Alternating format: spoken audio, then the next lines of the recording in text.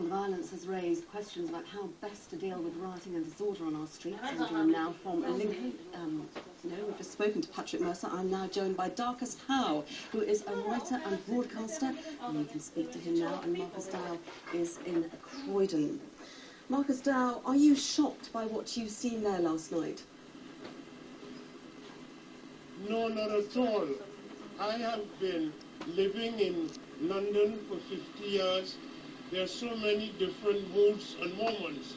But what I was certain about, listening to my grandson and my son, is that something very, very serious was going to take place in this country.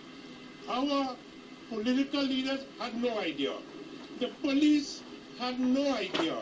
But if you looked at young blacks and young whites with a discerning eye and a careful hearing, they have been telling us, and we would not listen, that what is happening in this country to them. Mr. Howe, if I can just stop you, Mr. Howe, for a moment. You say you're not shocked. Does this mean that you condone what happened in your community last night? I condone, of course not.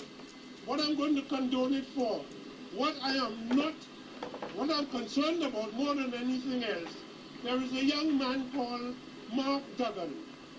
He has parents, he has brothers, he has sisters, and few yards away from where he lives, a police officer blew his head off. Well, Mr. Howe, we have to.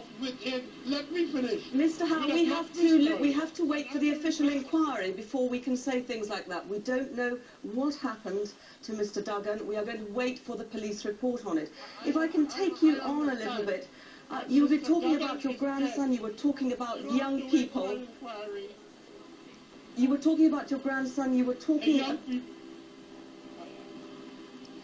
They have been stopping and searching young blacks for no reason at all. I have a grandson, he's an angel, and he began to think he was coming of age when the police slapped him up against the wall and searched him, and he thought he had now had a gold star. I asked him the other day, apropos of a sense that something was going seriously wrong in this country. I said, how many times have the police searched you? He said, Papa, I can't count. There's so many times. Mr. Howe, that may well have happened, and if you say it did, I am not to gainsay you. But that is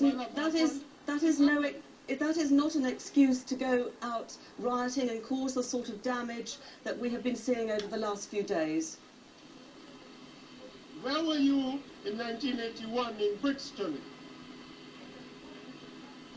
Mr. I don't call it rioting, I call it an insurrection of the masses of the people. It is happening in Syria, it is happening in Clapham, it's happening in Liverpool, it's happening in Port of Spain, Trinidad, and that is the nature of the historical moment. Mr. Howe, Mr. Howe, if I can just ask you, you are not a stranger to riots yourself, I understand, are you? You have taken part in them yourself. I have never taken part in a single riot.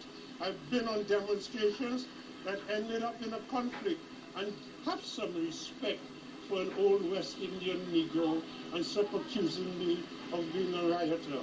Because you won't tickle me to get abusive. You just sound idiotic. Have some respect. Darcus Howe. Grandchildren. Thank you very much for joining us from Croydon. Darcus Howe, their writer and broadcaster. Okay, well, there's been a huge knock-on to lots of aspects of She doesn't know what to do because she sounds like an idiot.